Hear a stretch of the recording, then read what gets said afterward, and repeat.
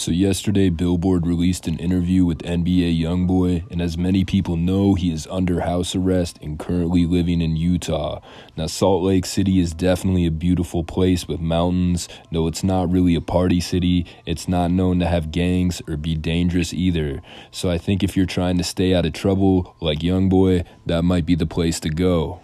Hey, stop the violence. Hey, look at me. I can promise you it's a bigger side of life. Stop the violence. You could be a rich nigga, you hear me? I can promise you. I'm talking about... The story of how he got introduced to Utah is interesting. YoungBoy had a tutor when he was younger, and she took him under her wing, pretty much adopted him, so he's been going to Utah since he was little, and he elaborated on it in a DJ Academics interview. Why did you pick Utah? Man, I've been coming here since I was a baby, man. You know, this where my grandma lived. This where my godmama. It like, you know, this where my other side of my family. Like, boy, a lot of people don't know. Like, boy, my grandma white, child. My mama white. Like, you know, my uncle, my cousin's white. Like, this the family. Like, this the side of the family who was there for me, for, you know, and for a moment in my life as I was younger. I mean, I've been coming here. How different is it from, like, Baton Rouge? Yeah, it's way different. But fuck where I'm out here, though. Just know a nigga better not bring their ass out here. Yeah. Now, there's a lot to pack into here, but Utah is known for Mormons. If you live in a mountain state like Idaho or Colorado, then you probably know about these people. They're these really well-dressed guys that knock on your door and talk to you about Jesus. We'll get into their beliefs later. Utah is to Mormons like Israel is to Jews. Utah is ran by Mormons, and they're about 60 to 70% Mormon. In other words, if you're not a Mormon, you might have trouble fitting in. That's the culture over there. These Mormon missionaries knocked on YoungBoy's door in Utah. At first, he pushed them away, but eventually he let them inside his house. In this interview, he says he needed help, and these missionaries helped him out of a dark place. It was millions of dollars from the time I was 16 all the way to this point in my life. And I woke up one morning and I was like, damn, they got me. Man, look at the shit I spoke about. Look at the shit I put in these people's ears. Man, I feel very wrong about a lot of things. How many lives I actually am responsible for when it comes to my music. How many kids and people have gotten in the car or put this shit in their ears and actually went hurt someone. And now I'm sitting back like, damn, I can't do it all in one day. But I promise to clean whatever I can clean. But it's gonna take time. Recently, he's been less violent in his music and has been spreading a more positive message. Him and Kodak were beefing at one point, and recently, YoungBoy was heard on the phone with Kodak, being friendly with him.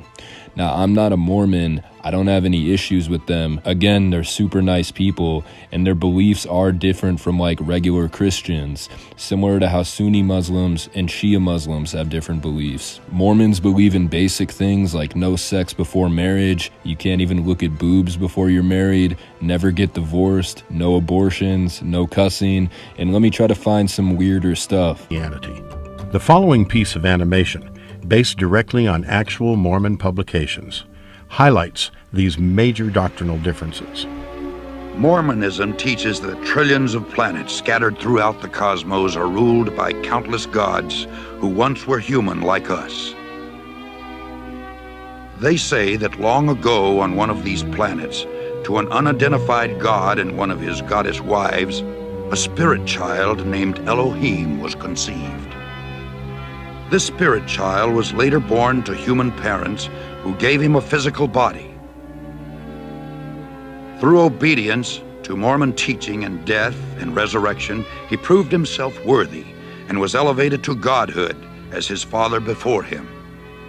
Mormons believe that Elohim is their heavenly father and that he lives with his many goddess wives on a planet near a mysterious star called Kora.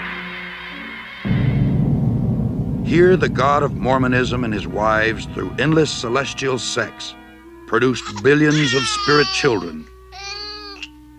To decide their destiny, the head of the Mormon gods called a great heavenly council meeting. Both of Elohim's eldest sons were there, Lucifer and his brother Jesus. A plan was presented to build planet Earth, where the spirit children would be sent to take on mortal bodies and learn good from evil. They believe God was a human. At one point, he physically had sex with the Virgin Mary, and that Jesus was born on April 6th. Mormons believe that God lives on a planet called Kolob. They believe that Jesus visited America. If he did that, then why didn't he hand out vaccines? My favorite part of Mormonism is polygamy. Joseph Smith was believed to be a prophet by Mormons. He wrote their book, and he claimed that God was talking to him. And just like NBA YoungBoy, he had well over 10 kids, probably around 19. It's not confirmed, but he could have had way more because Joseph Smith had over 49 wives. The founder of the Mormon Church was horny as fuck. He was the R. Kelly of the 1800s.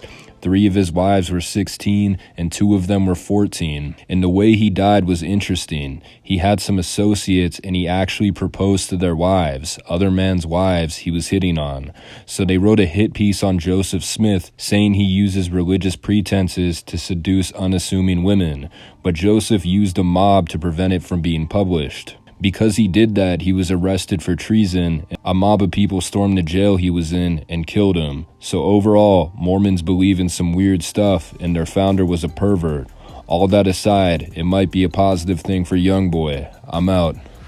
The Mormons teach that everyone must stand at the final judgment before Joseph Smith, the Mormon Jesus, and Elohim.